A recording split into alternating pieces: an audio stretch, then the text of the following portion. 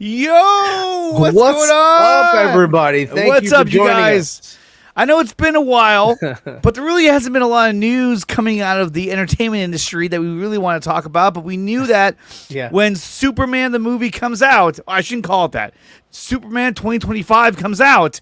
Yeah. We were going to do a live stream and talk about what we thought about James Gunn's Superman. That's what I call it, is James Gunn's Superman, because to Yeah. me that's really what it is. I know Venom said he just got out of the theater. What's up? What's up, bro? And now he's going to talk about it. The dynamic duo is back. That's right. What's up, Yes. Jason? Yo, what's up? Jason? Nice to see you, buddy. Let me see. Do I have one for you? Here's one for you, Jason. Believe it or not, I'm walking on air. That's so stupid. Hey, off the bat, off rip, the Superman 2025 is better than Wonder Woman 1984. It is, but that's not saying much. I had to say it. Yeah, that's like saying the shit I took last night is better than the shit I took this morning. You know what I mean? It's kind of like, at the end of the day, it's all shit. Sometimes it all depends on what you eat. It really it does. It does depend on what you consummation. eat. It could be a little crazy. We got Alejandro in the house saying Alistair.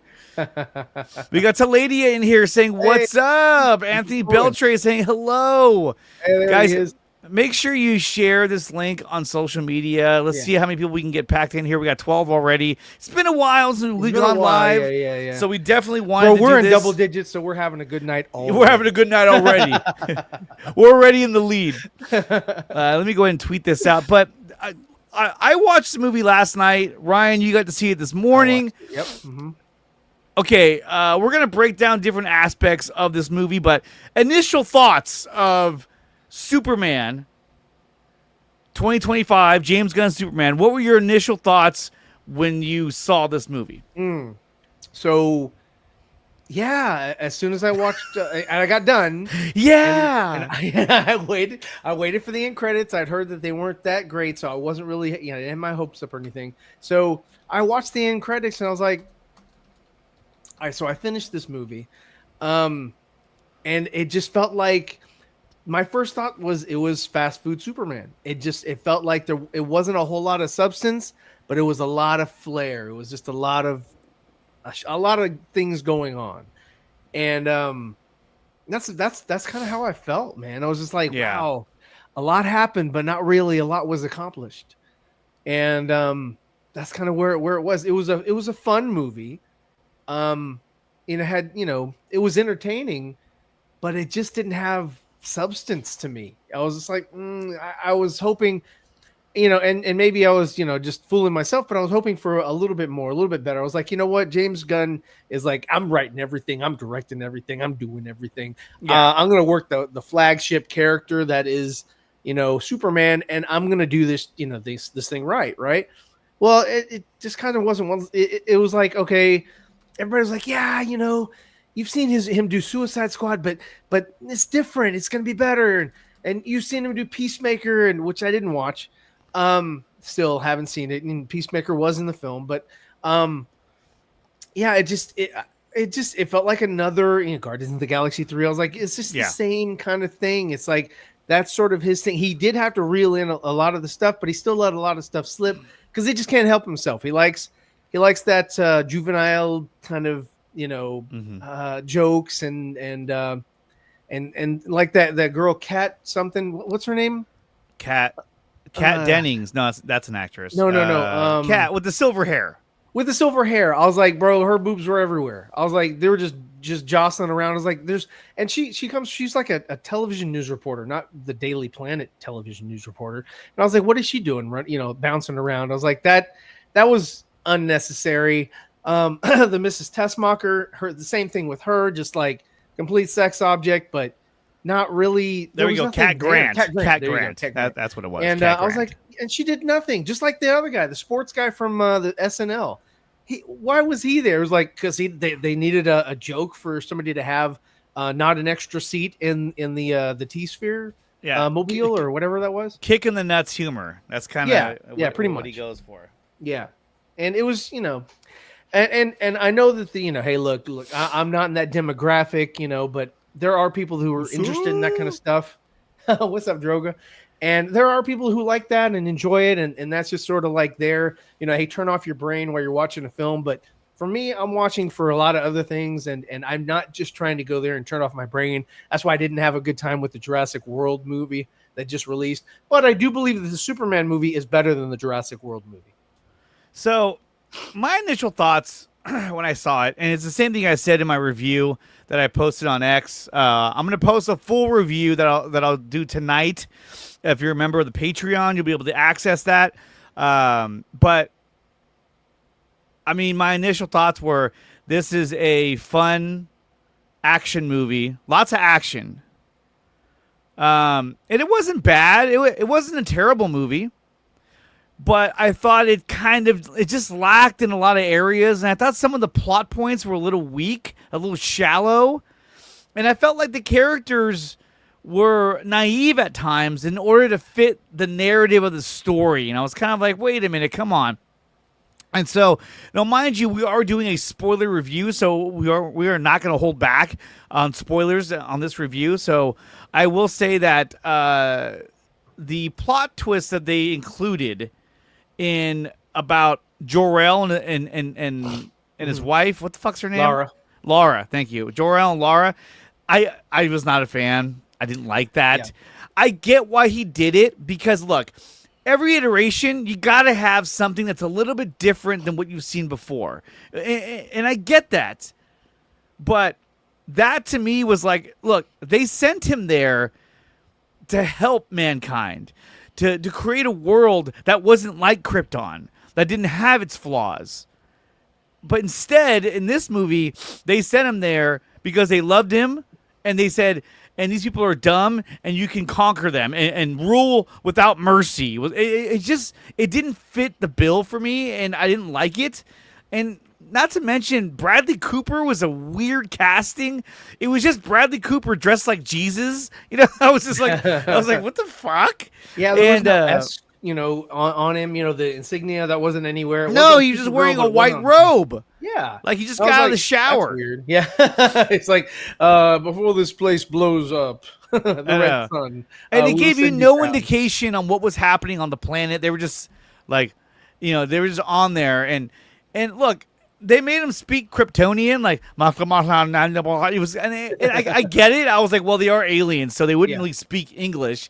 But every other fucking iteration, he's speaking English. So I kind of thought they should just do the same thing. If you're going to go campy and you're trying to do like a callback to the Chris Reeves Superman, why not just have them speak English? Yeah. And so basically English is not English. It's called common. And so it's basically just like, okay, so you understand, and I get what you're talking about. It's like, they'll do the same thing where they're speaking at it, and then all of a sudden, it'll sort of change for the viewer, for the audience, and they're like, oh, I understand. But what was interesting to me is that they stumbled upon the rest of the encrypted message, or it wasn't encrypted, the rest of the message from Jor-El and his wife, but then they were able to decipher it like so quick. Like, they're like, no, this is what he was saying. Actually, I had a bunch of linguists look at it. It was like, what? It was like, yeah, we got hooked up with Chat GPT, and and that's the thing. They were like, we had a team of the best linguists look at it, and I'm like, this is a language you have no idea, you've never heard before. Yeah, like you can't even translate ancient Sumerian, yet you could translate Kryptonian off a guy who's speaking it from a different world. I was like, get the fuck out of here. That's why to me, it made more sense. That to me, that felt like a big setup to this was going to be something that Lex doctored, you know what I mean, and made them say these things because he wanted him to look bad. Mm-hmm. And I thought at the end he would show the world really what the message did say, and it was something positive because his parents were positive. But no, they were like, Mr. Fantastic's like, I know the team who looked at it, and when they say they're not lying, it's the truth. And it's kind of like, oh, you were serious about that? Yeah, that's why I thought. I was like, James Gunn, you were serious about that? That you did that? Yeah. Like, I know Zach had Batman kill like 100 people, but you did this? That was just it was unnecessary. It was stupid. Mm-hmm. And what I didn't like about it was this: Lex Luthor is supposed to be a brilliant man. So when he gets into the Fortress of Solitude, what does he do?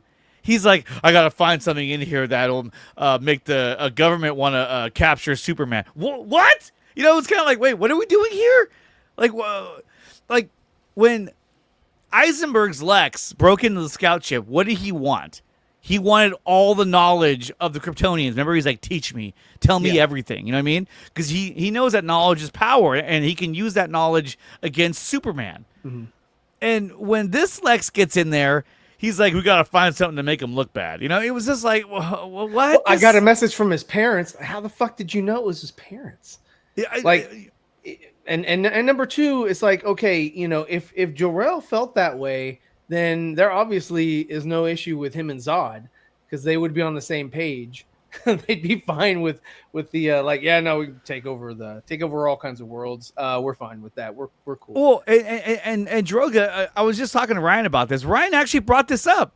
Like, why isn't Supergirl evil? You know what I mean? Like, she would have been like, oh, I'm here. Why aren't you ruling them? I'm sorry. It would have been like Invincible, where she would have shown up like, what are you doing? How come you haven't taken over this world yet? Like, oh, I love this world. It's my family. She when she came over, it wasn't the same. She wasn't a baby. She was, she was a young adult. Yeah. And so therefore she would have already had all the values of the Kryptonians, and she would have had the values of her uncle and her aunt when she came over to help, or discover, I guess, who Cal is. And instead, she's just like, oh, I just want to go get drunk. And peace out. I need the dog for something and whatever. So Passion of the Christ, Jor-El. Lex Luthor was using Chat GPT. I think he was. Okay, so like I said, the movie, it's a fun movie, lots of action, but there's just a lot of plot points I thought were kind of weak. And look, all these superhero movies have really weak plot points. They all do, or they're very shallow. I mean, I'm like BVS had some bad parts, and Ryan and I were talking about how we might do a video where we're going to talk about how we could have improved BVS to make it, make it a little bit more popular. We talk about it all the time. Same thing with Man of Steel. Like, Man of Steel is a good movie, but there's stuff in there that I don't agree with, and there's stuff in there that I thought could have been better. So let's. There's always stuff like that, and so going back into this film here. Like, there's so many things where it's like, wait, why did you make this choice? Like the whole thing with, was it Ultraman? So first he was the hammer of Bulgaria or whatever the hell. Then he's Ultraman. Bravia. And then he's basically just Bizarro. And I was like, why didn't you, dude, you've already got a litany of superheroes or a litany of characters in the DC character lineup or whatever. Why do you have to feel the need to change, alter, and make or bastardize certain characters just to fit a narrative that doesn't even fucking matter? At the end of the day, it did not matter who the fuck Ultraman was. It didn't matter. They could have entered the Fortress of Solitude in a more creative way, but they didn't. They were like, oh, his DNA. Yeah, okay, why is it the DNA? Okay, well, it must be a clone. Okay, here it is, whatever. And it was a clone, but it was a clone, but it wasn't Bizarro. It wasn't Ultraman from a different, parallel universe, which I thought was really cool when they had the pocket universe thing or whatever the hell it was, those little portals. I was like, oh, maybe Ultraman is from where, Owlman and Superwoman and all. Maybe he is from there and he's just helping Lex or whatever. No, he's not. He's just fucking Bizarro. He's a clone. So I'm like, okay, great. So what are we doing here? This is.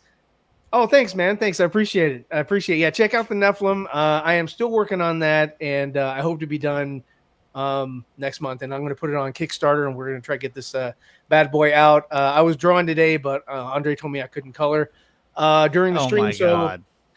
So you were just my attention, my focus is on the movie. So let's go. And of course, we couldn't have a show without Integrity 101. Stopping by saying, as someone that hasn't missed a Superman Batman film in decades, this film was terrible. I wouldn't say it was terrible. I wouldn't say it was terrible. I thought it was a good movie. Mid. Yeah, you know what? Venom had a really good one here. Where did he do? And it was something that you said too. He compared it. Yeah, right here.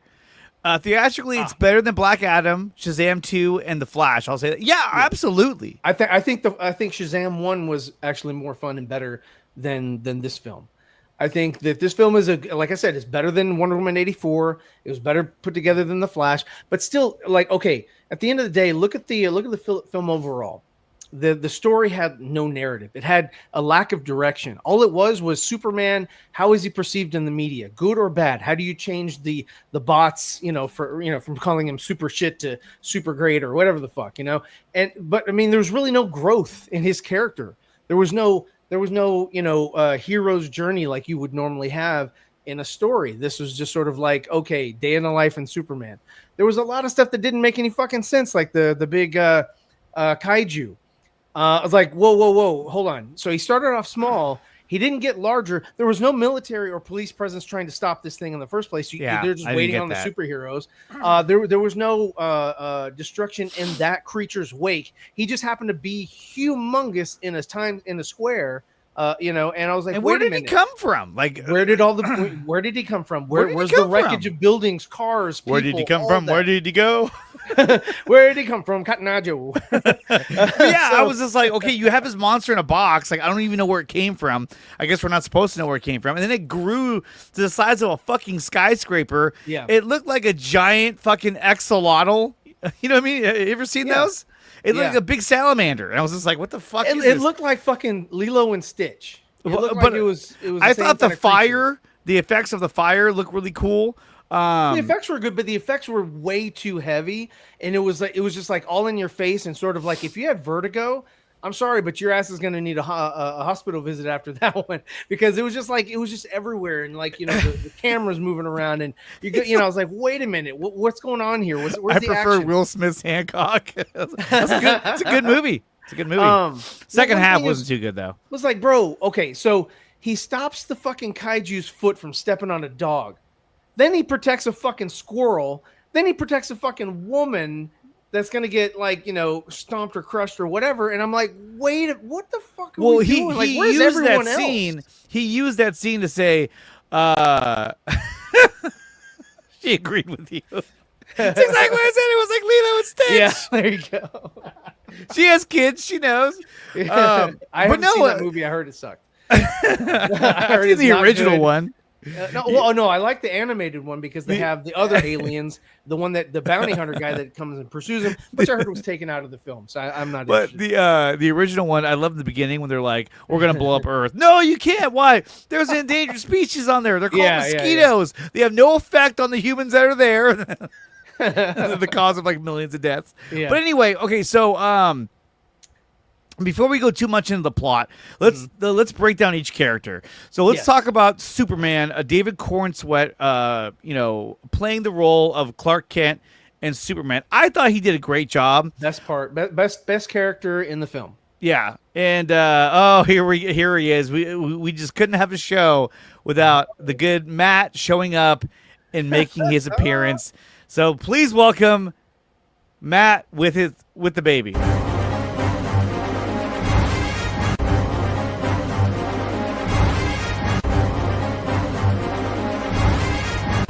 Let's go! Oh, no. Nice. No. Oh no. Oh God! Already. Yeah, well, at least he's wearing a hat. So good. He didn't like he didn't like Superman. He keeps taking off the hat. I had to whoop. Superman. He's got Marvel on. Maybe everybody say hello. Hello. Okay. The only way I could get on. So we were talking about the character. So what did you think, Matt, about the portrayal of Superman and Clark Kent by David Cornsweet? I thought it was solid. I mean, I didn't mind it at all. I just think the hypno glasses is kind of silly, but I mean, because I think his Clark was fine. At least the hairdo was different. Hypno glasses it wasn't like cool. I like that. Yeah, I mean, I can't it's better than Cavill. Cavill was just, look, and I go with sort of this reasoning is like, okay, you had Henry Cavill when BVS was out in theaters or Man of Steel was in theaters, and he was walking around Times Square in a Superman shirt, and no one came up to him and had anything to say. Everybody ignored him. And that's what they do in Metropolis, and that's what they do. Of course, that's why I was like, how did Tim and Lois get along? Everybody's rude as shit, and they don't give a shit about anybody else, so they're not looking for anybody. So the glasses just kind of helps with that motif. So I'm fine with the glasses. Like, bro, he's just one among, thousands, millions of people walking around. I get that, but I mean, that's always been a thing with Superman. Everyone always says, how can nobody recognize him just because he wears glasses? And so to me, it didn't bother me that there were hypno glasses. I was kind of like, cool, that makes more sense because it never made any sense before. So I was fine with that. But go ahead, Matt. Yeah, I mean, it was better than Cavill. Cavill, he still had the perfect posture. He looks super buff and intimidating as a he was Clark Kent. jacked. He's like, he was Clark Kent. What do you mean? That wasn't a good portrayal. But I mean, this was okay. The message. I'm here to take an interview. Oh my god. Yeah, no, he wasn't goofy. He wasn't corny. With David though, I mean, he wasn't really stumbling on anything. It wasn't like he bumped into people or anything like that. He was just kind of hairstyle, glasses. That's it. Yeah. I mean, we did talk about, the three of us. We talked about how he was very excitable. He'd get really loud. He's like, "What did you want me to do?" It's kind of like, okay, you don't have to yell, dude. Well, I mean, when you got an emotional Pa Kent, I guess you get an emotional Kryptonian, since that's who he was raised by. And like Pa Kent, like the moment he talks to him, he's like, "You know what? I'm so proud of you." I was like, "Come on, you pull it together, man. Come on." No, he should have super bitch slapped him. Like, father. Well, like as a father, now that all three of us are fathers, it was kind of like when I saw it, I was like, "Dude, pull it together, dude. You're trying to counsel your son, and you're like fucking crying, like, I'm so conquer proud them all, of you. son. Conquer them. I'm just glad you're eating Fruit Loops. You were sent here for a reason. And we'll talk about Ma Pa Kent later, but I agree with Matt and Ryan. What'd you think of Corn Sweat? Yeah, like I said, I thought he was the best of the cast. I think he did the best job. What did you think of Corn Sweat? And then segue that into, what did you think of Brosnahan as Lois Lane? Oh, okay. So I liked his physique. I didn't mind the costume. I thought, when we saw, pictures of it, earlier, I was like, oh, well, it's really loose on him. It doesn't really fit him well. It fits more like a jacket than it does, something form fitting or, like what we're used to. Yeah, I am. And so yeah, no, I definitely liked it. I thought that he aside from him being emo, I will find him exactly. Where is the dog? I thought that was a little over the top. I was like, if you were to change him out with Ralph, with Reeve, with Cavill, they would have handled things differently because they would have had a better grasp of, or a better hold of their emotions. Whereas this guy's like, oh my God, he's off his rocker. I'm afraid of this Kryptonian. He could do something because he's not all quite there. This one's more susceptible to evil than freaking Henry Cavill. Well, Andre made a good point in that this is the DC Universe's Anakin Skywalker. Yeah, like the way he was acting, the way he would get mad. I was like, that's Anakin Skywalker. That's not Superman. That's Anakin Skywalker. Is it possible to learn this power? but I was like if it's Anakin Skywalker overreacting and yelling and getting very emotional, it's fine because he's already like a psychological mess. So you expect that. But to have Superman do that, I'm like, wait, this is the guy that's supposed to lead the Justice League? Yeah. I guess later because he hasn't done that yet. He's the flagship character. He's the one that all of the metahumans are supposed to look up to. And he's unstable, but it is only year 3 of Superman. So 33 decades ago, he's the strongest metahuman. That's pretty quick. 3 seconds ago, he took a piss. It's kind of like that trope where what was it from The Incredibles, where it's Samuel Jackson, like they're always trying to tell you their secret identity. It's like, I don't care about your secret identity. I'm good.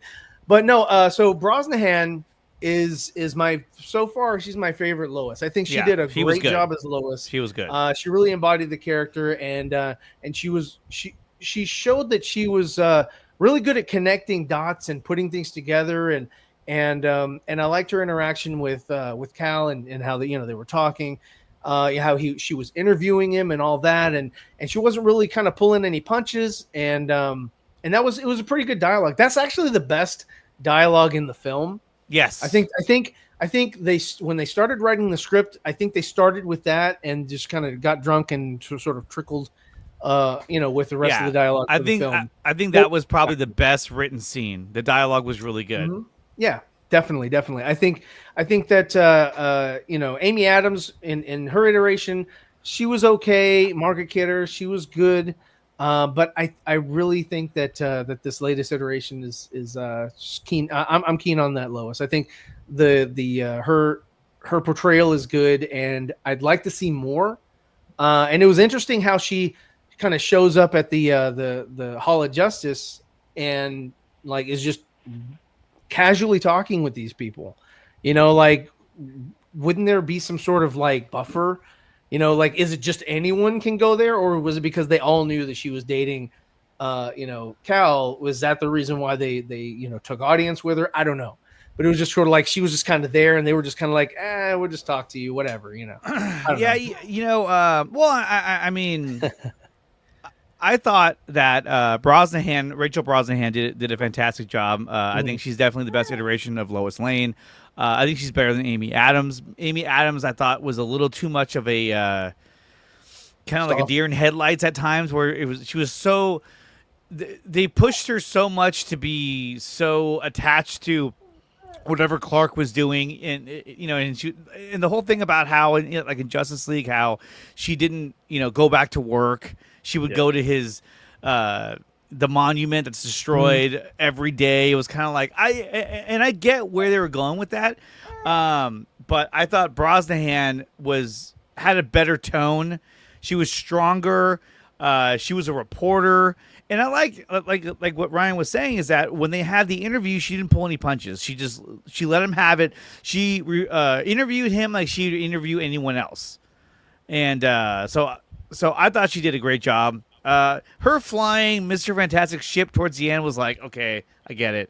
Whatever. Yeah, it's someone else other than the superhero always has to drive the ship, like in Blue Beetle, right? Yeah, or like in Batman Begins, Commissioner Gordon's driving around in the tumbler. car. Yeah. It's just like, what the fuck? But what'd you think of Rachel Brosnahan as Lois Lane, Matt? She was awesome. She does not look like a lady that would throw a kryptonite spear in the puddle and then jump in the puddle to get the kryptonite spear again. She looks like she'd be a lot smarter than that. I was like, oh, why'd you throw it in there? Just hang on. Why you gotta go get it? We can wait for Aquaman. Yeah, she was awesome. Honestly, all the actors were amazing. It's just, I mean, the one, the hot girl was not it. That was ridiculous. Okay. We'll get to her. We'll get to that. Yeah. Hold your fire. But yeah, Brosnahan was good. Awesome. Let's talk about Lex Luthor. I thought this version of Lex was okay. A lot of people don't like Eisenberg's Lex. I did, probably because we did Project Justice League, and I had to do a lot more with the character. But I liked his Lex. I thought he was more maniacal in Eisenberg's Lex, but I didn't like the way that this Lex was a little more one-dimensional. And as soon as he gets into the Fortress of Solitude, he's like, I hate Superman. Ever since he arrived, he's been bothering. He started monologuing. I was like, why is he monologuing right now? Like, this is kind of a mess. Like, you're using this to sort of give your reason why you don't like Superman, but it wasn't even a good reason. It was just like, I don't like him.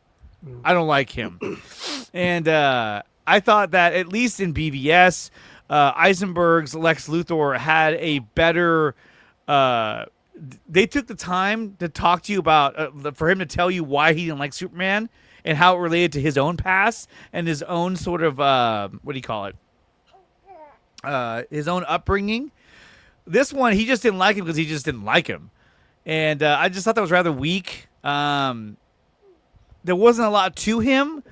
And there was never a point where I saw him and I felt like, not only like I didn't fear him, but like I didn't get that sense of like, this guy will do whatever it takes and he's very dangerous. I just didn't get that from him. I don't know. I wasn't a huge fan of his portrayal of Lex Luthor. Matt, let's start with you. What did you think of what the fuck's his name? Nicholas Hoult as Lex Luthor. I thought it was pretty good. I think I would have preferred him to end up in a suit and fighting Superman instead of I guess the ending that we got, or it would have been cool. Just, I mean, I thought he was pretty cool. I mean, he just wanted Superman to fail or lose, be seen as a villain or whatever. He wants him locked up. He wants him gone. It kind of reminded me of old Lex, just more like, just I guess, envious or crazy. I did like the Russian roulette thing. I didn't expect that. Okay, I did not expect him to get shot in the head. That guy. I was like, that oh was kinda fuck, he surprising. shot him. I was like, Yeah. ooh, Yeah. okay, damn. Well, it even surprised Lex. He was like, "Oh, I didn't know that was gonna be that short." Yeah. Like, unless it was gonna be a little bit more drawn out. Let's get somebody else. There's little things like that that James Gunn did that I liked. Like the guy got Well, shot. right after that, he was like, well, let's get that reporter. And I was like, oh, they're talking about Lois. He was like, Clark Kent. I was like, oh, he doesn't know that Clark is Superman. That's Yes, pretty cool. and so Yeah. I like that was well written, and that was a cool insight in the character that you didn't know about. Yeah. He's like, when we get that reporter, what's his name, Clark Kent, and it's like, oh, he doesn't know that he's Clark Kent. Oh shit, you know what I mean? Like, Yeah. I thought that was well done, but go ahead about Lex. Yeah. Oh, did you already go? I mean, yeah, technically I did. I did like the whole like game thing. Like, oh yeah, A13, like Battleship, whatever. Yeah, it was like Battleship. Yeah, but B12. okay, I have to throw something in a wrench in there because Superman has what we like to call super hearing. And if he's getting his ass fucking kicked. yelling I out, don't think he's A3, B6, whatever the fuck, and Ultraman can hear him. So can Superman. Thank you. Superman should be able to hear him as well and be like, A3. Oh shit, I remember what A3 was because Superman is supposed to be smart. Superman is supposed to be just as smart as Bruce, but he's also hella strong. Bruce is just hella strategic. But the thing I like this Lex, I just wish, like Andre mentioned, he's one dimensional. I wanted for Nicholas to sort of have that sort of. I want him to sort of play chess. Like you don't know what he's going to do next because he's 3 steps ahead of you. He didn't seem like that though. He only seemed like maybe he was a step ahead of you. He was a step ahead. Like when he was talking to the people in that room, it kind of felt like, was that? No, he was like, "You don't show my comments." Yeah. 1A. I was like, what you're giving your playbook out, and I understood it, and everybody understood it too, but it was kind of dumbed down for, like, I guess the audience that James is I guess looking for. But the one thing I think that I like the writing of Lex from BVS than I do for the Superman 2025. I think the dialogue that Eisenberg was given is 1000% Lex Luthor. I was like, that is fantastic. Yeah. I didn't Chris like Terrio did the a good job writing that. execution of it in some spots for Jesse's performance.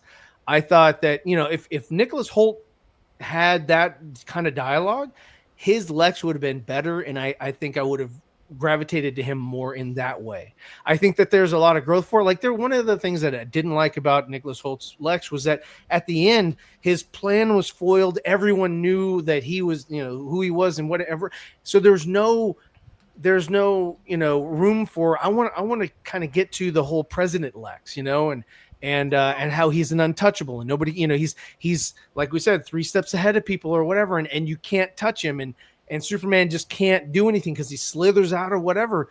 And it seems like the writing team, which is James Gunn, is not smart enough to write those types of deep characters that have layers to them.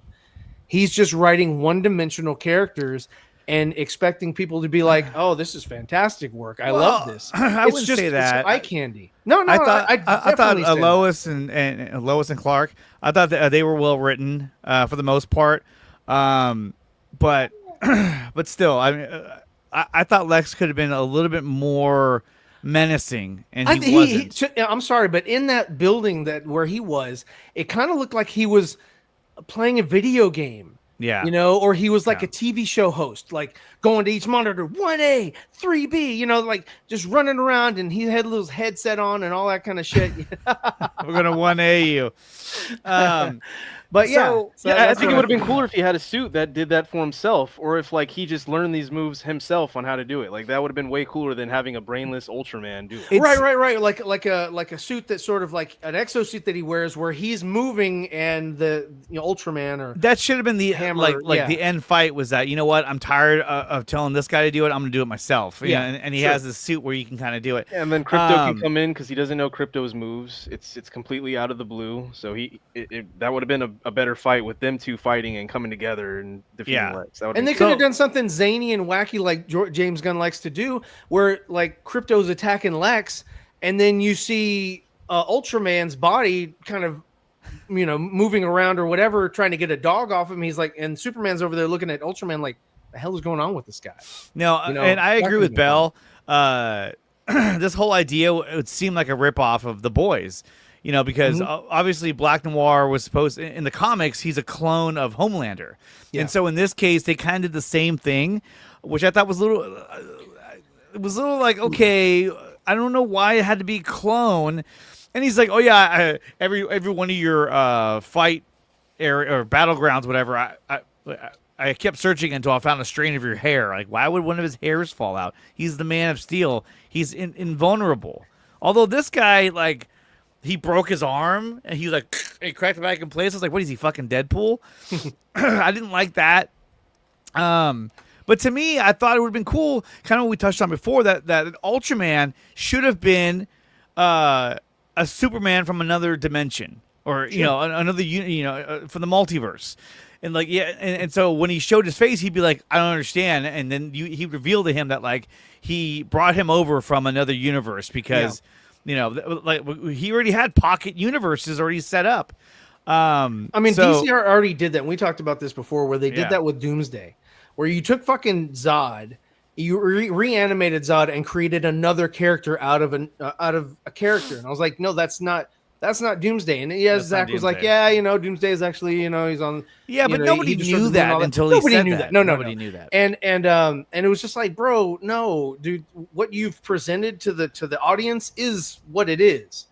And so, you got a bastardized fucking Doomsday from BVS. You got a bastardized fucking Ultraman for this movie. And that's what I was saying earlier. I was like, don't fucking change the damn people or the characters that you have in your encyclopedia of characters to use. Don't freaking, change that shit to fit a narrative, and it doesn't even work. So who cares? It was a waste. I thought it was a waste. Ultraman was kind of a waste. And then he didn't even say anything. He couldn't even talk. He relied on Lex. C1, 1A. It was like, what? I thought, like, he was living vicariously through Ultraman when he would fight him. And I kind of get what he was going for, but I just didn't like it. I thought Ultraman was a waste. What'd you think of the Justice Gang? I thought that Mr. Fantastic was good. Terrific. Mr. Terrific. We haven't watched that movie yet. We haven't seen that yet. That's Mr. Terrific. I liked. I thought he was great. He's the best of the three. Yeah, and then Guy Gardner by. I like Guy Gardner. What's the actor? Nathan Fillion. But Hawk Girl is the worst. Absolute worst. It was like, oh my god, you just used her to round out sort of this team. Like, okay, so we have one white guy, one black guy. Okay, we need a female, and let's make her ethnic or whatever. Let's make her a Latina from Thanagar. But anyway, why was she screaming all the time? So there was no reason for her to shriek or to do that. I was like, never have they done that. That's not one of the things. She doesn't think she's a bird. There's never that caw, like caw. Like there's never that, dude. And I'm like, I know, I was a little corny. I was like, what? And her dialogue was very forgettable, and she really did nothing other than drop that old guy. And I was like, that's all you've done in the whole movie. Well, no, she beat up the salamander's fucking eye, remember? That was dumb, because you had her doing that. You had Green Lantern trying to, like, do something jackhammer his fucking eyeball. Which was like, I was like, what are y'all going to make him blind so he just runs into buildings? Like, what are we doing? Come on. It just, I'm sorry. That's where I think that James Gunn needed to hire someone to do the damn work instead of saying he's going to do it himself. And the only reason why he did it himself is because of one thing, is because of ego. He wants to be the architect. He wants everyone to come and sort of kneel before him, kneel before Zod, and pledge your allegiance to his universe that he created. And it's not even that good. Yeah, the Justice Gang for me was just kind of, they were there. I don't know why they were there, but they were. I thought Guy Gardner was cool. I thought Nathan Fillion did a really good job. Dialogue wise, he was better than I thought he would be. Yeah. Well, and he's an established actor, so like he knows what he's doing. He has that kind of that swagger that the character needs, and he pulled it off really well.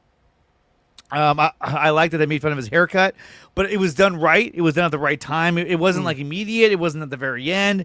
They just put that in there because you knew it was coming. But I liked the way they did that. And his character was fine. But one of the things that bothered me about the movie was that I felt like a lot of the characters were made naive in order to fit the narrative. So when you see the video where they're translating what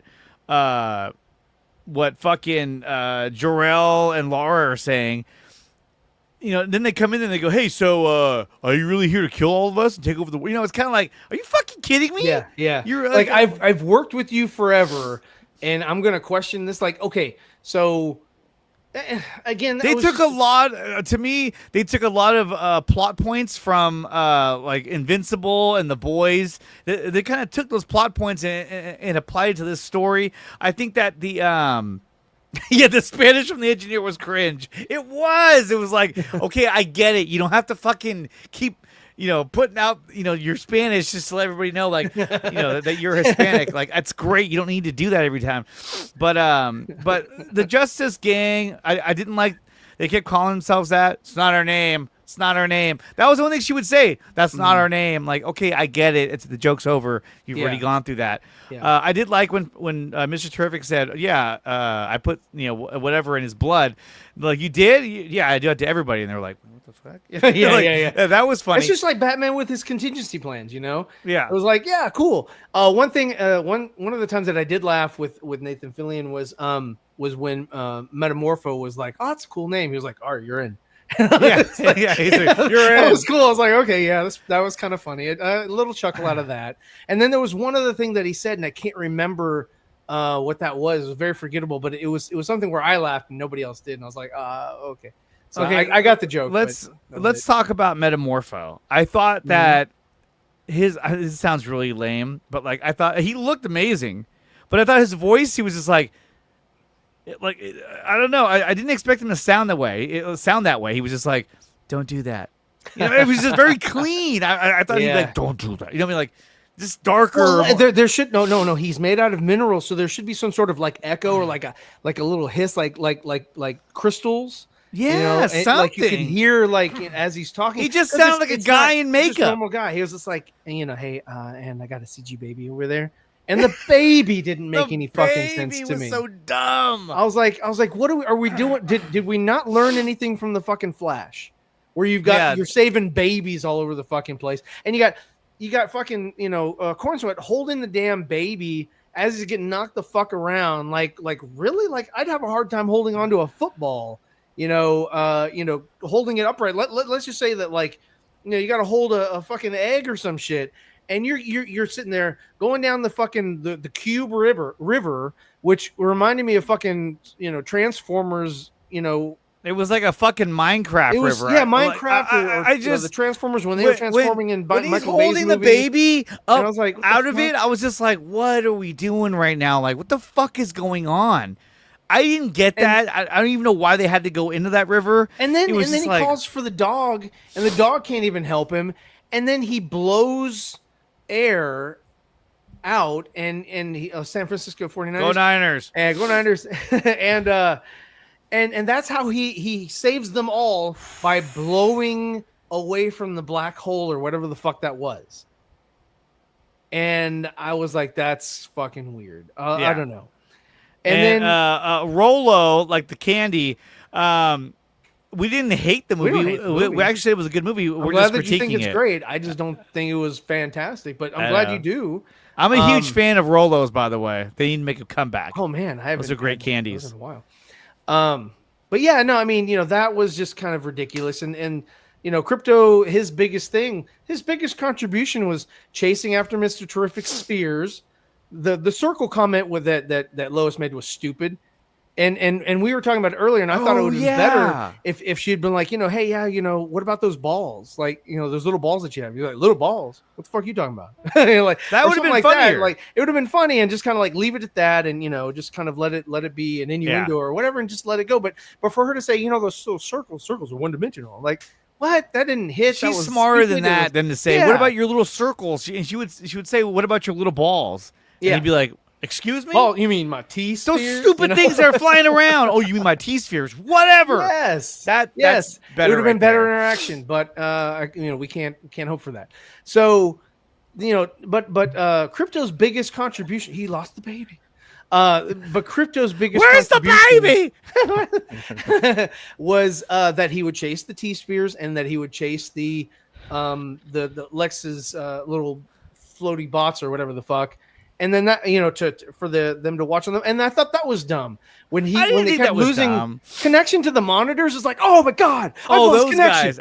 Yes, I liked that he was, and it was just like every other person in the damn building, which I thought also was stupid. When the building itself turns out to be a ship that was connecting in between, that made no fucking a little sense. fantastical. Very convenient. I'm sorry, but I was like, when I was watching that, I was like, wait, are we watching the cartoon? Because it didn't make any sense. Same thing with that stupid.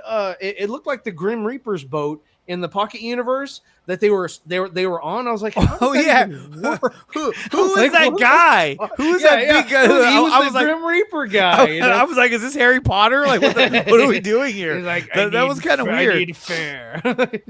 He and takes so, 2 coins. and so, yeah, it was just okay. So, what about the engineer? That character. I mean, we heard Belle say it earlier that the Spanish from the engineer was cringe. No. Yeah. Hello, no. Go ahead, Matt. Let us know what you thought of the engineer. I mean, she was there. That was kind of it. And it wasn't anything like, oh, I'm so crazy for her. Oh, I'm glad she was unconscious and she's going to come back for future iterations. I don't care for the character. Like, I didn't really care. I was more curious about the clones, if anything. And like, that can open up to Bizarro and all that. Like, plus pocket dimensions, more dimensions. Like, yes, let's go. The monkeys. That was stupid. The monkeys were dumb. The monkeys reminded me of the fucking monkeys from Indiana Jones. With Shia LaBeouf. They reminded me of Wizard of Oz, just without the wings. Like, there's... I was like, they could have easily just been bots or something. They didn't have to be monkeys. I thought that was dumb.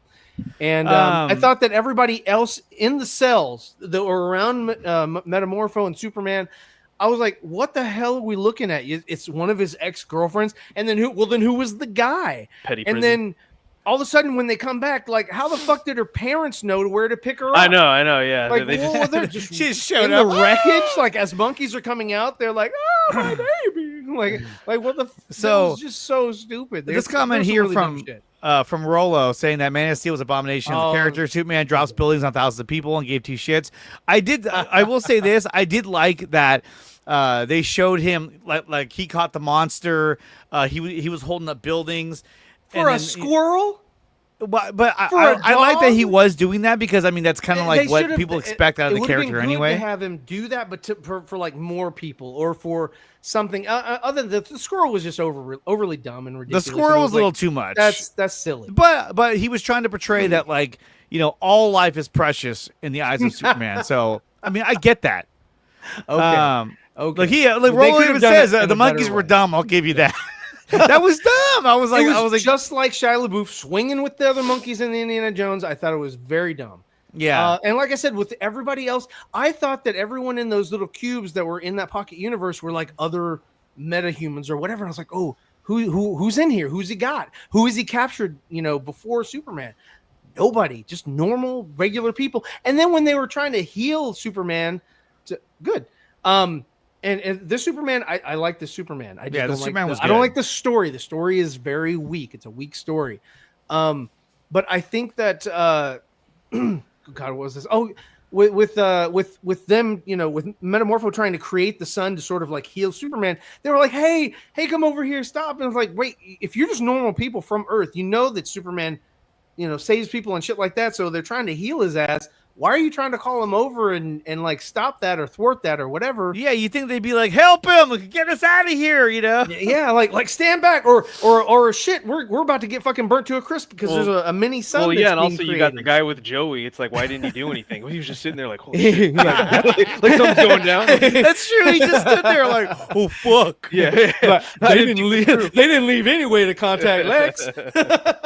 Yeah, I know. He didn't have a phone, a pager, something to be Little like, baby Joey. guys, something's happening across the way. A little baby Joey. And then like bars, kid. Metamorpho, like at the end, he's on the couch with the baby and I guess his wife or the mother. I was like, who's the blonde lady? Who the fuck is they that? They could have totally done something else. It did not have to be a CG baby that they were holding. It could have been the wife. It could have been, who's that? That's my wife, like, okay, I get it now. Yeah, because, obviously, because in the next cell, it's one of his ex-girlfriends, a regular human. And then the other cell right next to him on the other side, there was a dude, regular human. So it could have been the wife, and it would have made more sense, but James Gunn likes to put children in peril. So it's just kind of weird. Yeah. Weird. Okay, so we talked about that. What about Ma and Pa Kent? I thought they were extremely lackluster. Martha Kent, I was like, who the fuck was that? I was like, where did you find this lady? She reminded me of the wife from Archie Bunker, long time ago. Just like, hey Archie, like who are you and why are they his grandparents' age? Yeah, right. They were a little too old. Way too old. And for them to be like, I don't understand technology. I'm like, bro, any farmer out there has a network, they have, I'm sure they have render farms out there. And, they understand how fucking phones work. We've been, we've had cell phones for how long, 20 years, 30 years, whatever, cell phones. Like, not a big fucking new thing. And she's I just wasn't a yelling fan. At it. Bro, I wasn't a fan. My mom is not fucking technically savvy, but she can work a damn phone. Yeah, and she can fucking video chat, or FaceTime. They were just very stereotypical, like, oh yeah, here's your old parents who can't figure anything out. Yeah. So that's why I was kind of like, I get it. It wasn't for me.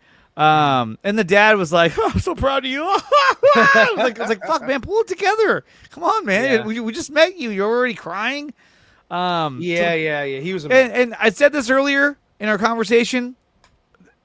The parents, they reminded me of the parents from Transformers. Mm-hmm.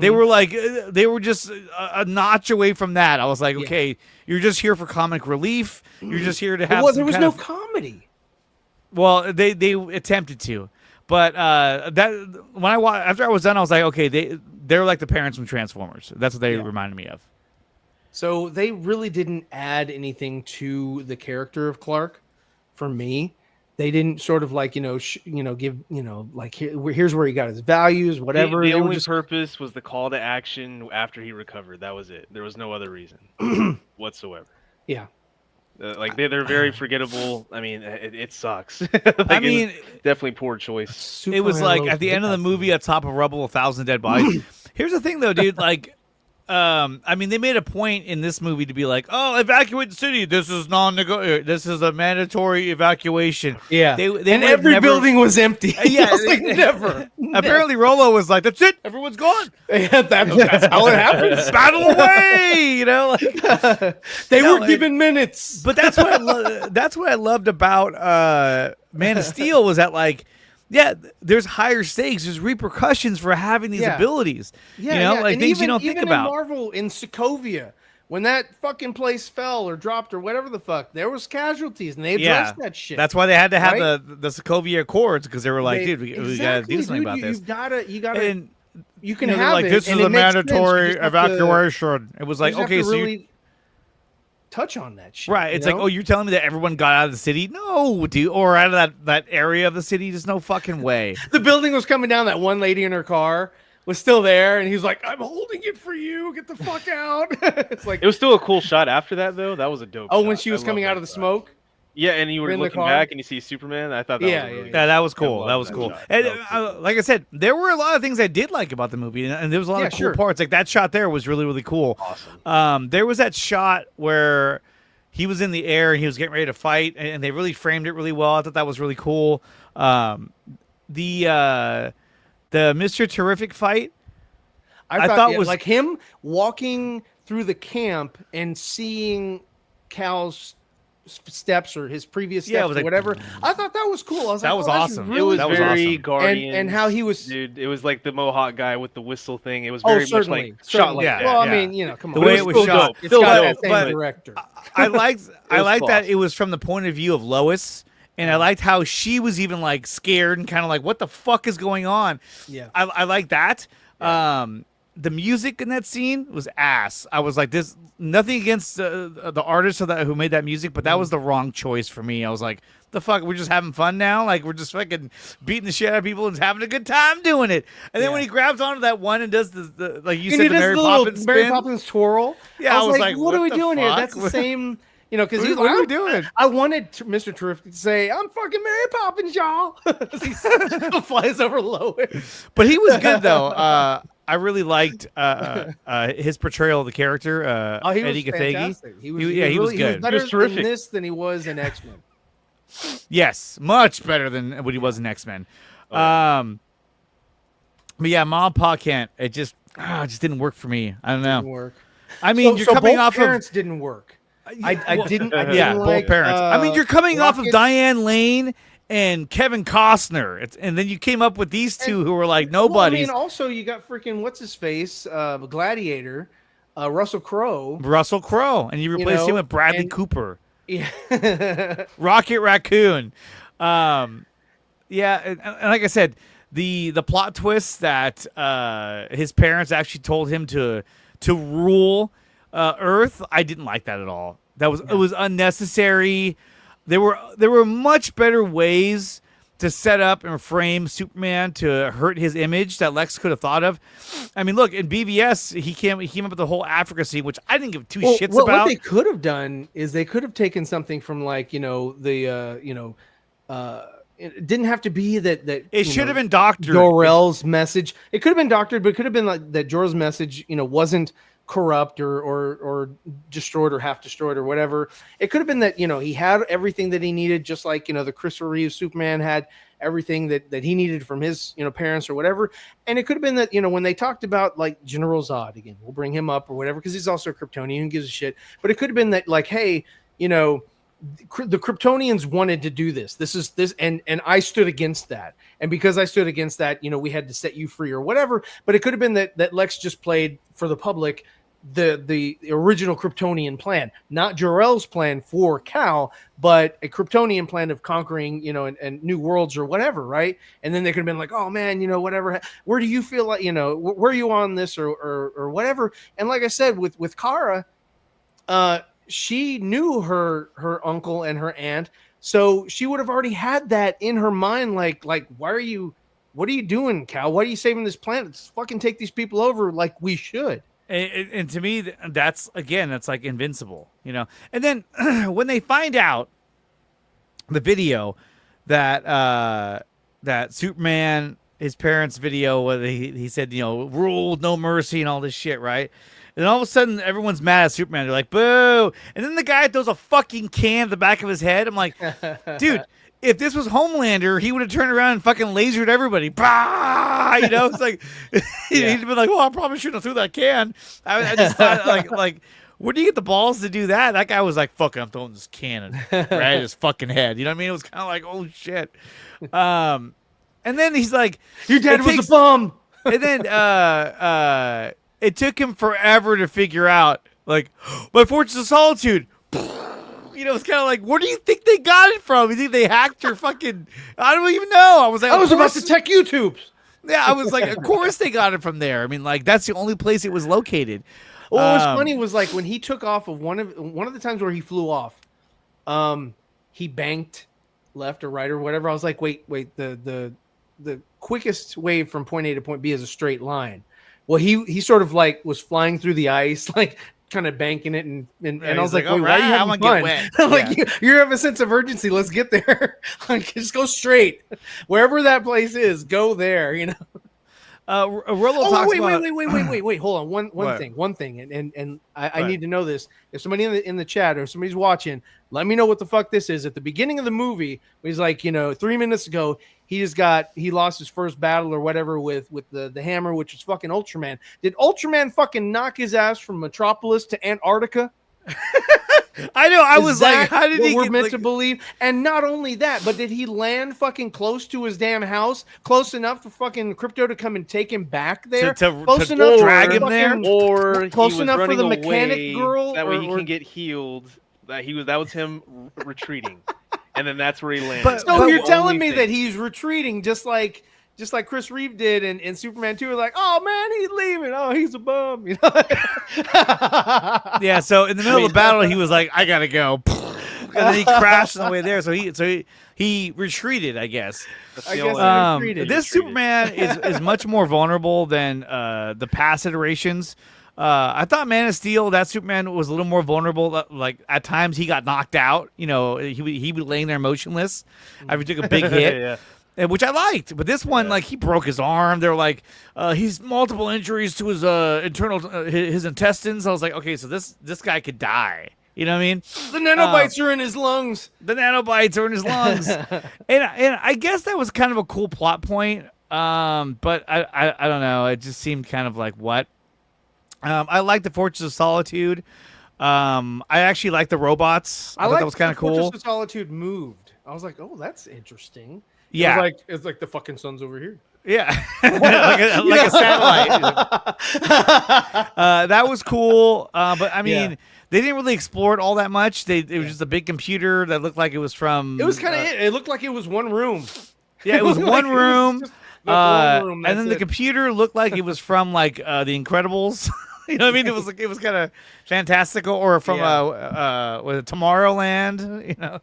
So I was kind of like, okay, but overall, it was a fun movie, lots of action. Mm-hmm. Okay, and there were a lot of things that I did like about it, but we're just going over the shit we didn't like about it because I mean, why not? It's fun. Are we done with characters? Because there's one or two more that I think are fucking Miss Tessmacher. Makes no fucking sense. Yeah, why was she Miss Tessmacher? She could have just been Eve. They never really addressed her as Tessmacher. They always called her Eve. And it was like, well, why isn't she just Eve, one of his girlfriends? And why was she there for everything? He didn't acknowledge her, didn't give a shit about her, and she's over there just like taking selfies in front of very important, pieces of, like okay, without Eve, they wouldn't have known anything, right? It's like, what? Like you needed Eve in order to, push the story forward. And she was just, God, her character was bad. I mean, but like at the end of the day, Tessmacher was the reason why they arrested him. And I was kind of like, okay, so that was, and then on top of that, why didn't she get arrested? She was there the entire time. She was an accomplice. Instead, she was free to go and hang out with. And they made this big fucking deal about Otis. And I was like, Otis is just some dude calling shit out in the little war room or whatever, and that was it. I was like, yeah, they were like, we have our new Otis. And he had no role. He could have been, Greg. They could have called him Clarence. It wouldn't have made a difference. It wouldn't have made a difference. But what did you think of Miss Tessmacher, Matt? You haven't talked in 30 minutes. I mean, I don't really care about Tessmacher all that much. I didn't care for her in the originals with Reeves. I don't care for Tessmacher. This one, yeah, she was just like a dumb blonde. It reminded me of Totally Blonde or whatever from like way back 2000s, whatever, with the movie with all pink. Well, I think they even had her in Superman Returns. Well, yeah, she was. She was in Superman Returns. She wasn't even that big of a deal. And she's the one who dropped the crystals, out of the helicopter. Yeah. And so, yeah, it's like Mrs. Terrific had enough evidence to arrest Luthor for murder and kidnapping. And so it was kind of like she was oddball. Yeah, it was. I know what he was going for, but to me, it just kind of got in the way of things. I think that Jimmy Olsen, him being this person that Heartthrob. I think that's just so that the nerds that don't really get on with girls like that will be like, I love this movie.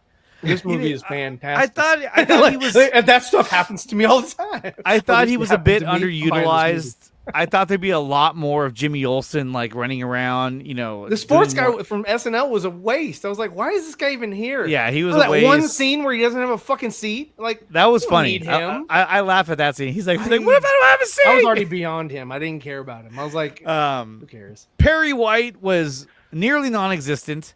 He was non-existent too. I thought they did more with Lawrence Fishburne and Man of Steel than they did with this guy in this movie. What'd you think of Perry White, Matt?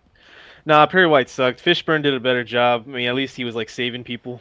That was cool. look at Matt's rocking 2 microphones right now. He's got the headset on and he's got the Yeti. Yeah. Hold on, let me let's get this one out of here. I don't use this one anymore. I think that guy from fucking what is that? Malcolm in the Middle, the dad. I think he would have been a great Perry White. Cranston. Bryan Cranston. Oh, really? I think he would have been a funny Perry White. He's very he can be very crying. But to me, the Hammer of Baravia should have just been the Hammer of Baravia, and then when he fights him in the end, that's when he exposes him as being a clone. To me, that would it didn't make any sense. Why you had to have Ultraman playing somebody else, but then he's also somebody else. he's the dude disguised as another dude. He's like one of those Danish toys. You know what I mean? What do they call those little wooden toys where you open it up, there's another one inside of it. You open it up, another one inside of it. He's in this S&M outfit. Like this, so you know that there's something to do with his identity. Can't Superman see through that? They don't know that he can't see through. Yeah, that. he's just wearing cloth. Yeah, exactly. I was like, well, I was just so. Oh, no, I'm sorry. You know what? I didn't even think about that, but they didn't even address that. Like he couldn't look through his mask. Like, hey, you're me. Like Superman has super hearing. Couldn't he hear fucking Lex talking to him when he was like C5, B4? He'd have been like, to be fair, he couldn't hear the whole mug thing too. I mean, the Superman is deaf apparently. He's like, what did you just say? I didn't say anything. Yeah. You guys heard that? Y'all heard that? Right. That's right. Where's the dog? Okay, so here's my problem with that. Where are the drugs? Because when he came flying in, he's like, "Where's my dog?" That should have been a scene. There was a lady right behind him saying, "Oh, I'm sorry," but there was a lady that walked in right behind him. I'm sorry, I couldn't stop him. I'm like, "What the fuck? How could you have stopped that?" He came barreling through. How could you fucking stop that? But to me, that should have been a bigger scene. When he came in, he should have asked that guy to leave and asked Tessmacher to leave. And that's when they should have had their first one-on-one dialogue with each other, where he basically challenges Superman. He's like, "Where's my dog?" And then he basically reveals to him like, "Yeah, I'm fucking with you," but they should have been a stronger dialogue right there. Instead, he was like, "Are you recording this? Are you recording this? Where's my dog?" And then it's like, Superman looks like he's the one who's the villain in this. And then they left the scene. I was like, that was it? Yeah. That should have been the scene, like in The Dark Knight where Batman finally talks to the Joker in the interrogation room. That should have been that scene where they finally have their first one-on-one interaction with each other, and it's a battle of words. You know what I mean? Yeah. And then you get to see, how smart each character is and how they interact with one another. That was a character building scene that instead it just jumped to Tessmacher recording him, and then it jumped to the news anchor, and I was like, "What? That's it?" Mm-hmm. That was a letdown. That scene was a letdown. Let me ask you guys, what did you think of Crypto, Brian? I thought he was overutilized. Overutilized. Well, yes, he's the easiest actor. That's James Gunn's dog, dude. He was CG. He was based off of Gunn's dog, but he was CG. I like Crypto, but I thought he was just used way too much. And like I said, with the T-spheres and Lex's little, whatever they were, little orb things that were flying around too that he was using, I was like, Crypto's he's just way too, there's just way too much. And the whole thing at the end with Supergirl where she's like, where Crypto's basically just like giving her a head concussion or whatever. I was like, yeah, okay, cool. For people who are ecstatic dog lovers, I'm sure that Crypto is keen and number one and fantastic and all that. And he was okay. He was cool. I like that Crypto was there. I like that he exists. I like that he can fly. He has a fucking cape that he has no problem wearing. And I like, they should have used him a lot less. To me, he was used as much as fucking BB-8 in the last. Yeah, Jedi. he was in the movie a way lot. Too much. It was way too much. In the very beginning of the movie, he was right there. I was like, oh shit. We're gonna start with this just like, and that was one of the things that like JJ had told Ryan was like, you can't get enough of BB-8. No, there's never too much. Can't get enough BB-8. Can't get enough Super Golden. Matt, what did you think of Crypto? I'm not a fan of the dumb dog Crypto. I like Crypto being smarter than what he is, or just not being, like an ordinary dog that you see today. I'm more a fan of like, I guess the cartoon, like I forgot what it was. It was way back when with like Super Pets or whatever, but it wasn't like DC Super Pets of like recent or anything. It wasn't The Rock. No, it was not that one. It was like the old one. I forgot. It's like a TV. I'm pretty sure it's a TV show. But I'm not a fan of the dumb dog Crypto. I like Crypto that's like he could be playful. That's totally fine. That's cool. But at times it's like I think he should have been a little bit smarter or more aware. I liked the scene where he attacked Mr. Terrific's little orbs. I thought that was fine. He's a dog. I was like, yeah, that makes sense. But then I didn't know that was going to be a foreshadow for later on when he's like, Crypto, go after the other ones. I'm out. Yeah. Bravo down, or whatever they're saying. Yeah. Oh, I'm out too. It's kind of like, okay. Not you too. Yes, me too. What about your screen, Ted? Okay. So are we fucking systematically going through every motherfucker in that room? And then it's like, okay, well, now that that's over with, can we disconnect the flying ship from the building? I thought it was brains over brawn. Why wasn't there a plan B for like if that went south? It's like why wasn't that should have been when they cut off all those little drones. That would have been a cue for him to Lex to take matters into his own hands and then put on the suit and go out there and fight. Modify the Hammer Bravia suit into like a Lex suit or some crap. Yeah, that kicked Superman's ass. Well, I mean, it was the same thing with fucking BVS and shit, dude. They had Zod's suit. They could have fucking used that motherfucker and put Eisenberg in that bitch. We put him in that shit. And, we put him in that shit. Project Justice League, we put him in that shit. Exactly. We were like, bro, that's something that you did not fucking use. And I would dare say that maybe you didn't even think to use. I don't know. But I thought there was a toy where he's wearing that suit from this this movie. That's what I thought. I thought I saw a toy with him wearing it. So I thought, oh, he's totally gonna put on that suit. But you probably saw Ultraman. They sold the Ultraman. That was a waste. That was a waste. I'm sorry. I'm sorry, but Ultraman, as far as toys, Ultraman reminds me of fucking that one from Ryan Johnson's movie. What was it? Rose Tika. Nobody's gonna fucking collect Ultraman toys because he's such a letdown.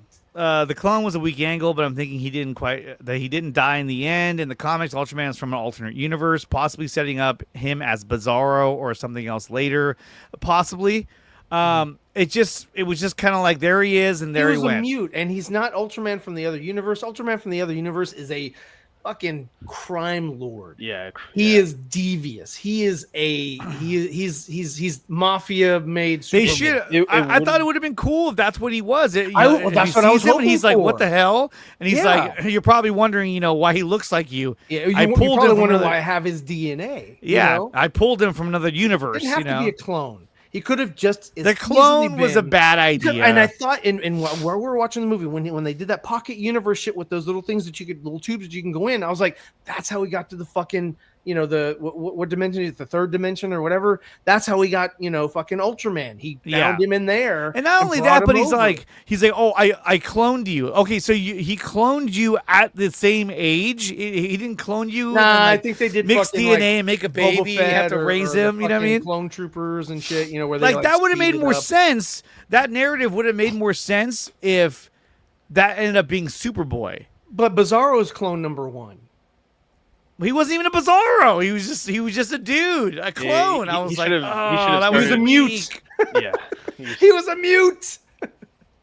And he was a mindless freak, kind of like what Rolo says. But then again, it's like at the same time, so was fucking the Doomsday we got in BVS was a mindless freak. It was like, okay, we've already kind of seen that. Doomsday. Yeah. That should have been Bizarro right there. Same thing. They set up the same fucking thing. They failed at the exact same time. Almost. They did. Both these films. It should have been Superior Man, like from the Russian Superman movie. It shouldn't even been called Ultraman. It should have just been it called shouldn't have been the Hammer of Bravia.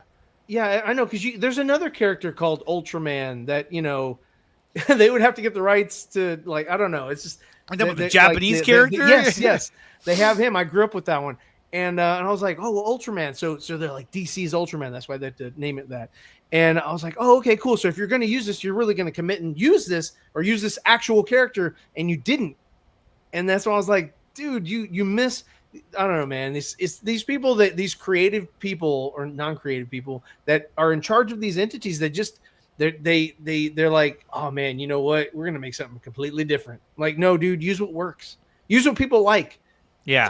Take from different stories and like put them together, but don't start altering characters and making characters into something they're not. Now, when you look at the movie as a whole, I like the beginning, the disclaimers. I didn't like the 3, 3, 3, 33. Yeah, it kind of got boring. But I liked that he put that in the very beginning of the movie. I like that. I was like, cool. It establishes that this is a whole new universe. It's been around for a while. You're coming into an already established universe. Okay, I thought that was cool. I was like, no, I like that. Just like with Matt Reeves, the Batman. Like, I really wanted them at the beginning of the movie to, in the corner, just say, Earth 2. That's it. Just put that in the corner. If you don't know what it means, don't worry about it, But I like how he kind of set up the universe a little bit. So that was cool. I liked Crypto. Overutilized. I did not think he was going to be this big of a character in the movie. I thought at one point he'd say, stay here, stay at home. I don't know. I just didn't expect that much Crypto to be a player in the final battle. I was like, oh God, really? Well, think about this though. They're already filming Supergirl. Yeah. So and he's with her.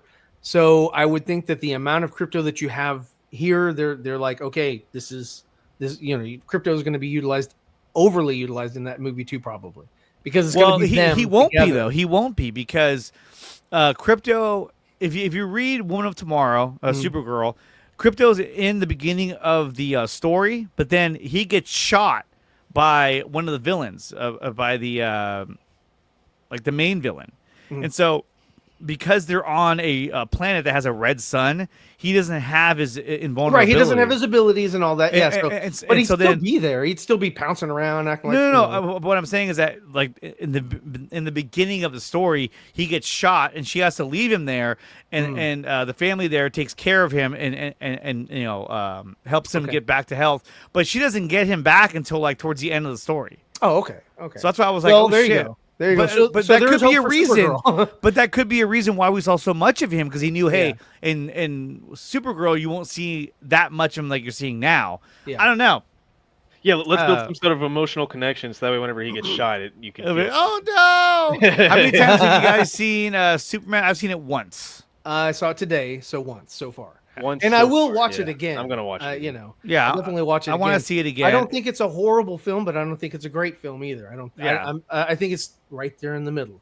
There's room for improvement, and I think that that James Gunn himself bit off more than he could chew by taking on Creature Commandos, Peacemaker Season 2, and Superman.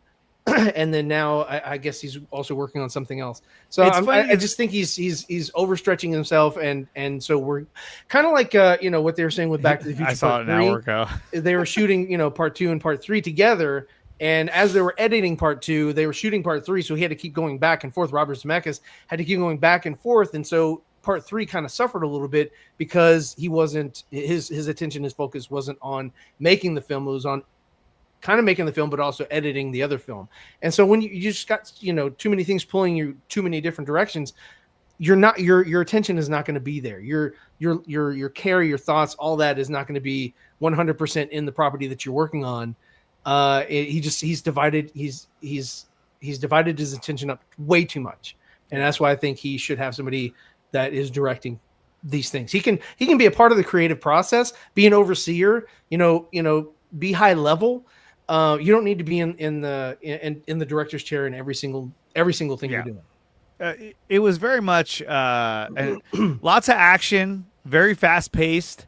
I didn't think it was too fast, but the pacing was pretty fast. He was keeping the story moving at a pretty steady pace. Although I thought when they got in the Pocket Universe and he was in the fucking the Minecraft river, I was kind of like, what the fuck are we doing right now? Like, he's holding the baby. I was like, okay, this can we just? It would have been better if they just got the fuck out of there. They just flew through and had that scene where you know how they flew back through the portal. They should have just done that and skipped the whole fucking Minecraft river. The baby could have died. It seemed like too much was happening to protect that baby. And I'm like, man was just not doing it. None of those he kept things... him above the water, but I mean, the Lex person could have just shot the baby like from right there because it's clearly just right there, dude. Well, and I don't know. It's like you were saying when he was creating like a little son. Oh yeah. The guy across the way would have been like, he was just like, holy shit! What are we doing? I don't have SPF 100. And not only that, but the guy's just holding a baby and was kind of like, what is he doing right now? What if it shits? You're well, exactly. I was gonna say, what if it shits? I guess I got to change the baby now. It's like was he feeding the baby? Like they was just sitting there like. Watching him. It was just weird. I was like, so is he taking care of the baby? I don't fucking get it. He's a henchman. Again, he made the characters at times very naive in order to, kind of fit the narrative. And the fucking, oh God. Anyway, what? No, we already talked about it. Where the little... the thing that he had to ride to each of the cubes. Oh, the thing from Harry Potter? What the fuck is this thing? That was Harry Potter straight up. I was like, dude, this is like what they would have been writing in what do you call it? You know what it reminded me of? Anakin and Obi-Wan when they're on Mustafar and they're walking and they're standing on those platforms that move. And they're fighting on the platforms. I'm like, wait, that's so CG. Or they're standing, or they're standing on top of those little hovering droids. Yeah, well, yeah, that too. It was like, did the droids know y'all are up there? They're like, I know let me help you with this. I guess. Yeah, they're like, I guess break time. I'm gonna get you a better angle. Here we go. But yeah, so it was. And who fixed the fucking droids? Yeah, who fixed the robots? He came back and they were like in like pristine condition. He's like, except for the one, he's like, I have something in my head. So okay, so I thought that was weird when he got there. He was like, and he was like, I was like, why would you joke about stabbing yourself? I don't know. Exactly. I was like, why is K2SO doing this? Yeah, I didn't really get that. And then like, oh, bless you. The girl robot who was like, he looked at me. You never saw her ever again. Yeah. And I thought, this is me, okay? I thought in the scene where, the engineers just fucking dicing up the robots. Yeah. I thought after they left, and when Superman came back, that the girl robot was going to be like she was hiding the whole time, and she kind of comes out like, this is what happened, like, oh, okay, so she'll have a bigger role. No, she just got diced like everybody else did. I was like, oh, okay. We never saw her ever. By the way, they got the rest of the message of your parents. They actually turned out to be dicks. Yeah. My parents will become assholes or something. No. Never mind that now. They actually were more like Omni-Man, Omni-Man. But that's what they wanted. Like he wanted. It was kind of like he was supposed to be Omni-Man. They were dressed. Yeah. They were dressed like that. They weren't wearing any Superman or the House of L or anything like that. I was like, they could have at least had the little headband or whatever, something that just showed the crest. Like, Larry says, I assumed other droids that were not damaged, but they were all dead. Like there was nobody around. I mean, one thing if he showed up and other droids came out like we'll get to work right away on fixing these guys, or like if you saw Mr. Terrific there, like. And he kind of says that he fixed all of his robots, and you're like, okay, that makes sense. One of the things I did like, and this was just with the animators, is I like that the fucking robots blink. Oh yeah, they did. Like, cool. I actually like the look of the robots. robots. They reminded me of Bender from Futurama. Yeah, a little bit. You're right. I liked how they talked, their mouth, how it moved. Yeah. I thought they looked really cool, and man, they got I like fucked that up. they had capes. I thought that was silly, but that's the kind of silly I'm cool with. The other kind of silly, is just kind of like, okay, So cat's running around with her boobs out. speaking of which, what did you guys think of the humor? I thought, to me, a little too much forced humor for me. There was only 2 times that I laughed. Okay. Matt, I think Guy Gardner was the only time I He was the reason. laughed. Yeah. Yeah. I can't think of anything else.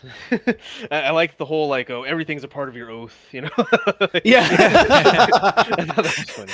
Yeah, that was good. She's like, anytime we do something you don't want to do, you talk about your oath. I definitely like Guy Gardner that a was lot good. more than I thought I would. Yeah, I agree. He was awesome. Yeah. Still would have preferred him with red hair, but What did you guys think of the humor, though? Did it seem forced throughout the movie? I just didn't care. God, I really can't. I was even, pulled out. Nothing ever really landed. Some of it landed for me, but not all of it. Like what bothered you?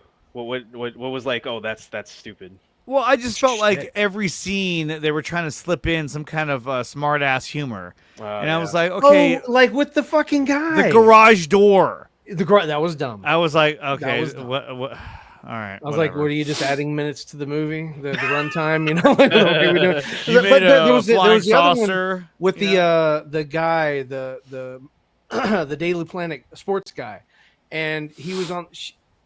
Clark was on the phone with his mom, and he was trying to be, he was trying to eavesdrop and say some stupid shit, and I was just like, dude, that's just not funny. I was like, that's kind of fucking dumb. I was like, okay, I move along and go do your fucking job, dude. Okay. Not funny. Yeah, no, I thought there was a little too much humor in it. And, I get where he was going, Jimmy but it Olsen was too being much. a heartthrob, I didn't think that was funny. I mean, I didn't really care. I just thought that we got more. I felt like they utilized Crypto more than they utilized Jimmy Olsen in this movie. Yes. He had a lot of screen time though, Jimmy Olsen. He did, but he was always in the background. Like he was typing the story as they were flying. I was like, fuck and that. And all the prostitutes were there, and then she, what's her name? I know. I was like, did he just go to Gotham? You had Eve kind of jump him and all that. I was like, okay. It just, I don't know, man. And like the that whole, didn't land. what'd you think about the whole mutant toes? Remember how we said about Eve? He says that she had mutant toes. Oh. I thought that was weird. I was like, what the fuck? No, I remember him saying it, but I don't remember when. I don't care. Mr. I don't Trevor know. was good. The one thing I did like was when he was talking to Tess, or not Tess. When he was talking to Tessmacher. When he was talking to her over the phone, and she was about to send the file, and he was like, "Yes," that was kind of funny. I was like, "Oh, okay, yeah." But like when they were at the Daily Planet, and he's like, Lois, yeah. Oh, like the sugar. I was like, okay, stupid. You know when she's pouring hella sugar in her coffee. But at least they addressed it. I thought they were gonna like not say anything. He's like, that's a lot of sugar, and she's said whatever. But when he gets on the phone, he's texting. He's like, Lois, Superman is in a pocket universe, and nobody around her is looking back on their computers like. I'm you checking. think the moment he said he's in a pocket universe, wait, what'd you say? What? And it just, they were just mindless automaton, but they're just like extras in the background. Don't even look at the actors. Just look at your screens. Just keep saying watermelon and what's the other word? Potato. Or tomato. Everyone's Tomato oblivious. Even whenever Superman disappeared with Lois for their interview, no one cared that Superman was there, like to see him. Yeah, you would have thought like, here, let's go do the interview over here in this back alley. It's kind of like, well, wait a minute, dude. You're not gonna follow. Get it on. Like Perry White's like, hey, I'm coming with you guys. Fuck that. I want to see this Place shit. is empty. Nobody goes in malls anymore. I know. It was a cool shot of them, spinning. That was a nice shot. That was very pretty shot. Yeah. There was a lot of cool shots. I'll say that there were a lot of shots that I was like, oh, that was cool, or like, oh, but the action was good. I like how he was constantly, like holding up buildings and holding up the fucking kaiju, and he was doing stuff that the stereotypical Superman does, and I like that. But looking at it as a whole, you guys, as we wrap things up, out of 10, what would you give this film? Let's start with Matt. God, I'm. The more I think about it, I think like 7. I'll have to go with 7. 7 is probably where I'd be. That's a safe number for me. It was a good film. I don't think it was the greatest film. Definitely wasn't the greatest Superman film. And it definitely didn't suck. I think it's a good start for this new universe. I definitely liked that we started just with things happening already. Superman can't be everywhere all at once. Guy Gardner showed up instead of the Superman for the Superman flag. That was dope. I thought that was awesome. That just shows me other things can happen and he can't be everywhere all at once. So I like that for other heroes whenever it comes to their own movies too. That's cool.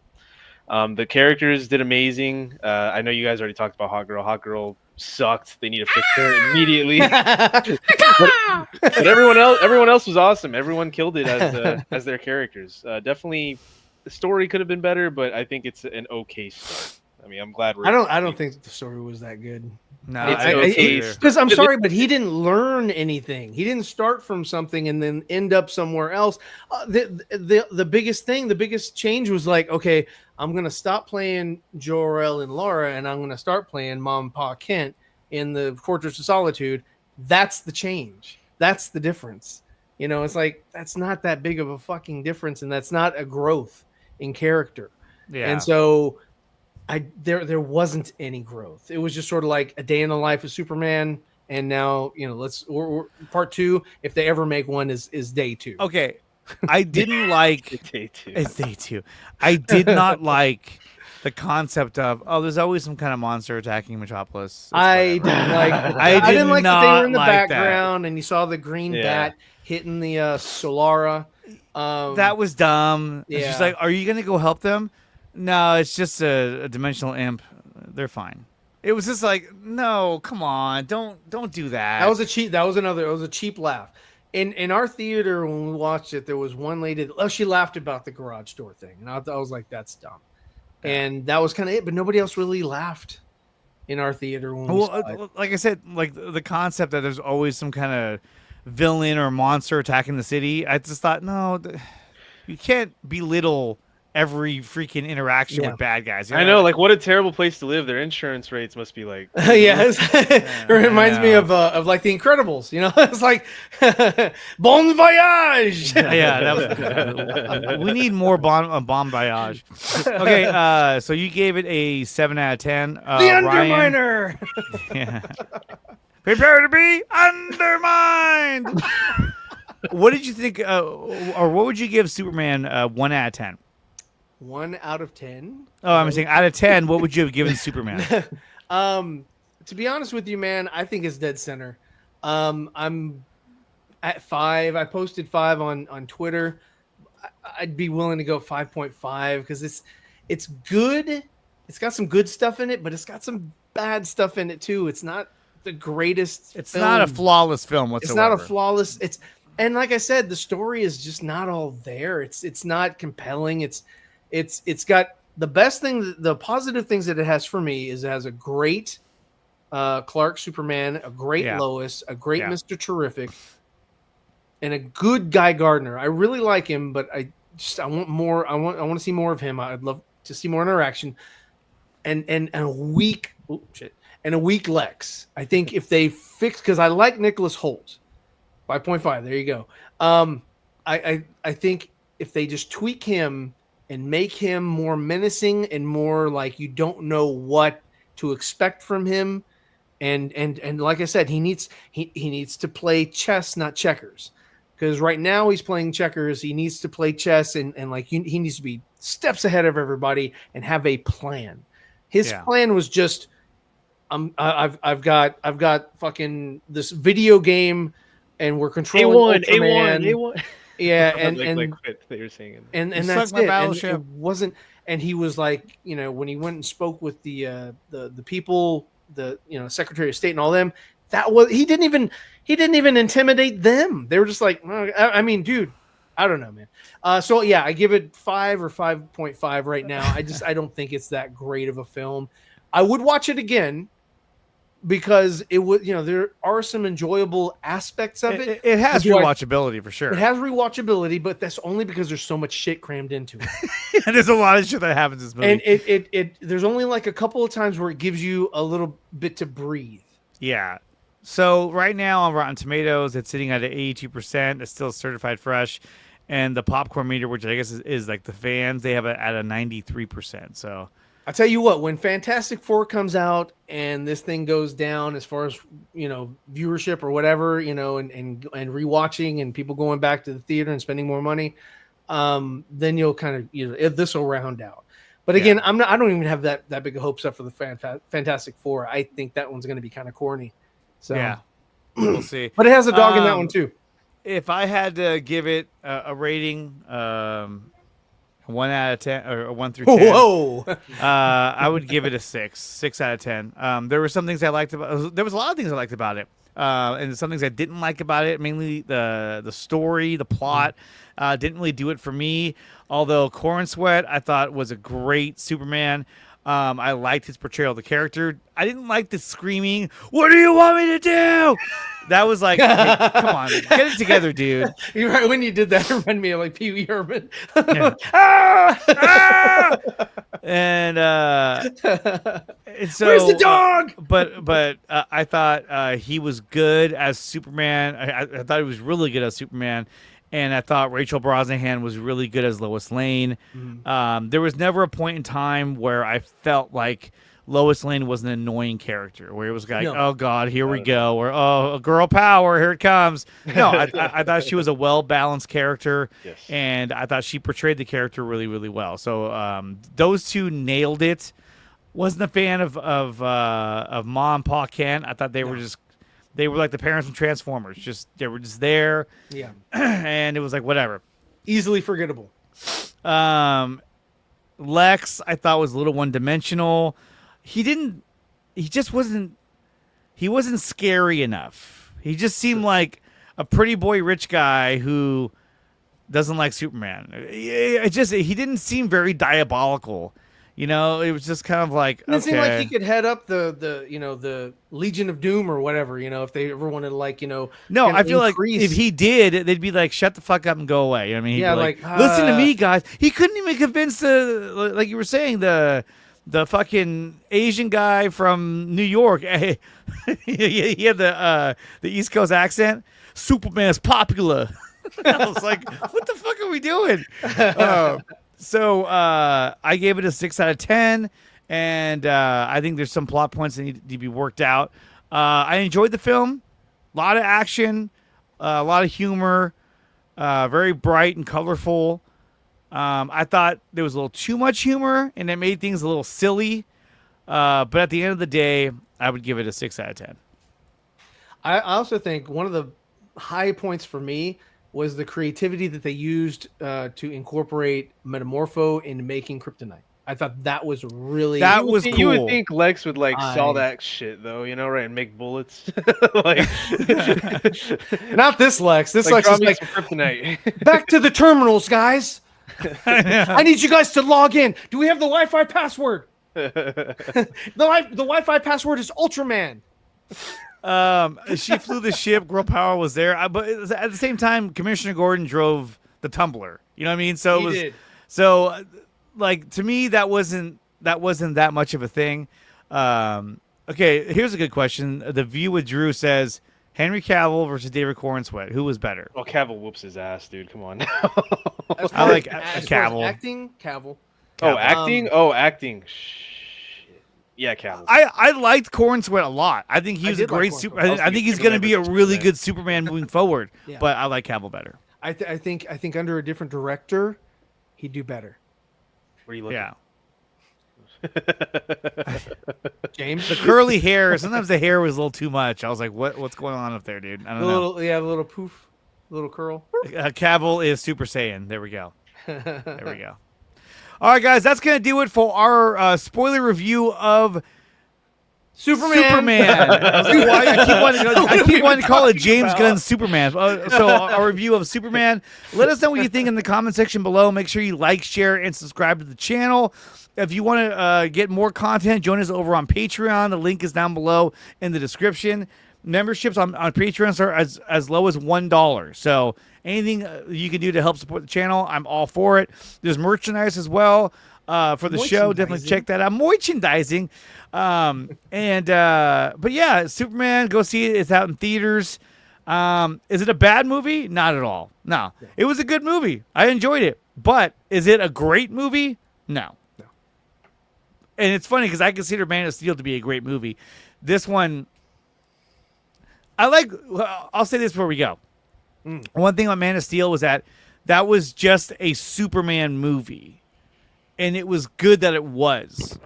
This was a Superman movie that had a fuck ton of characters in an already established DC universe. That's the difference. But the fact that the Man of Steel was just focused on Superman gave it more Superman.